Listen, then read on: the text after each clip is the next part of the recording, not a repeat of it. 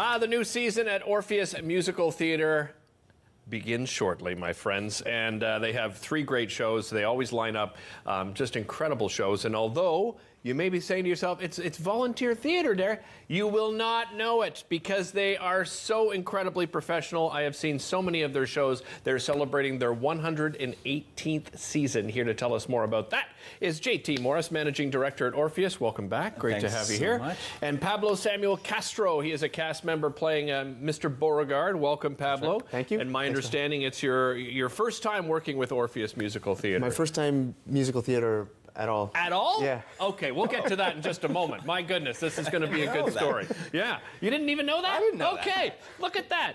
118th season. I mean, this is an incredible achievement for theater in this country, right? Yeah, no kidding. As we always say here, Canada's longest running community musical theater. 118 years is crazy for the greatest of theaters. For community theater in Ottawa, it's just astounding. But it's like you said, I think they've really survived on truly putting on a great product. When people come in, they never realize it's volunteer until I say it to them. Right, yeah. Well, it's the same here, right? Yeah, At exactly. Rogers TV, It's just like everyone Rogers. behind the cameras right in this room, and almost everyone except our director in the control room are volunteers, and Director. we can't do it without those director types. those directors. Well, and those host and producer types. You know what you know what it's like. You're kicking off the season with a great production. I'm sure everyone is familiar with it, but I'll have you share it. Yeah, it's Charlie and the Chocolate Factory. Roald Dahl, famous novel, was a movie in '71 with Gene Wilder, a Johnny Depp movie, a Timothée Chalamet movie recently. But the musical version is actually fairly new. I think it was 2015, 2017 is when it took off on Broadway. It does feature a few of the big songs you know from Willy Wonka and the Chocolate Factory, but it has a whole new score written by Scott Whitman and Mark Shaman. And if those names don't mean anything to you, if you know the musical Hairspray, they're the guys who wrote that. So they wrote Charlie and the Chocolate Factory, and it's a modern day take on a classic novel, and I think families are going to love it just like they love the originals. Yeah, absolutely. So, Pablo, what was your introduction to Orpheus Musical Theatre? Well, my wife and kids have been into musicals for quite a while. I mean, I've always been into music. I've been a musician all my life. Okay. And I enjoyed musicals, but mostly for the music part, not so much. I mean, I just didn't get into the acting and the dancing and all that as much. But we started going to Orpheus, actually. I think our first show was Rock of Ages, which was right before COVID hit, I think. And I really enjoyed it. I really enjoyed it. And then we saw Something Rotten, which was also fantastic. And my son was in Wizard of Oz last season, and so seeing him was just amazing on stage. And he heard they were doing Charlie, and he just had his eyes fixated on that golden ticket. And so the whole family got really into it, and because everybody was so into it, I was like, oh, we'll give it a shot and see if... So your son, Sam, plays Charlie, Yes. is that right? Yes. And you play Mr. Beauregard. Yes. Tell everybody at home a little bit about your role. How would you describe him? So Mr. Beauregard, he's a hip dad, stage dad, so he's very much into getting his daughter, on all the social medias, and, she has over 50,000 TikTok followers and this type of thing. And very much into the fame and spotlight and that type of thing, but very devoted to his daughter to make sure that she gets the grand prize. So it's a really fun character. I have to put on a voice and that type of thing. So I have a very nice suit that's being made for me. So it's going to be a really fun character to play. And all the characters, that's one of the things I love about this musical. Each character has their own little quirk and their own little personality. We did an exercise where we built sort of the backstory or the origin story for each of the characters. And it's really neat to see how varied the characters are. And the colors will reflect this. You'll see this on stage. Nice. So it's really just a very, very rich musical.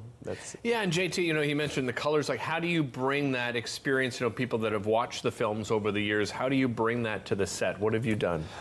You know what? We have some really great volunteer designers again. Our set designer is an Orpheus veteran. He's been on our stages for years, so he already had everything ready to go on this.